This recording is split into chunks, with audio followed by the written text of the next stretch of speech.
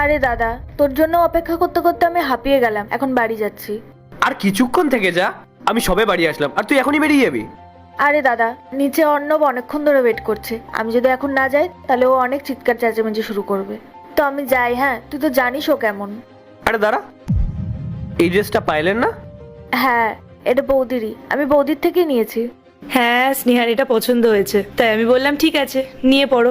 কিছুদিনের জন্য নিয়েছে, কদিন পর আবার ঠিক দিয়ে দেবে। কিছুদিন? বৌদি, তুমি না এই ড্রেসের কথা ভুলেই যাও। এই ড্রেসটা আমার না খুব পছন্দ হয়েছে, আমি তো এটা নিয়ে নিচ্ছি। হ্যাঁ, পছন্দ তো হবেই, ব্র্যান্ডেড যে।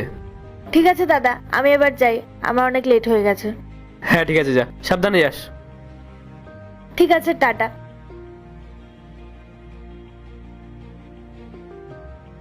ও না এরকমই, একবার ওর যে জিনিসটা পছন্দ হবে সেটা নেওয়ার জন্য ও জেদ করতেই থাকবে, আর ওটা নিয়েই ছাড়বে। কোনো ব্যাপার না, তোমারই তো বোন। আচ্ছা চলো, তুমি ফ্রেশ হয়ে নাও, আমি খাবার বাড়ছি। ঠিক আছে।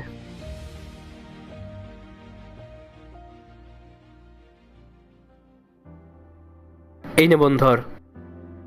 শোন, যতদিন তোর এই দাদা বেঁচে আছে ততদিন তোর কোনো কিছু নিয়ে টেনশন করার প্রয়োজন নেই, ঠিক আছে? থ্যাংক ইউ সো মাচ দাদা, তুই জানিস না তুই আমার কত বড় হেল্প করলি। আমি ওর সাথে কথা বলে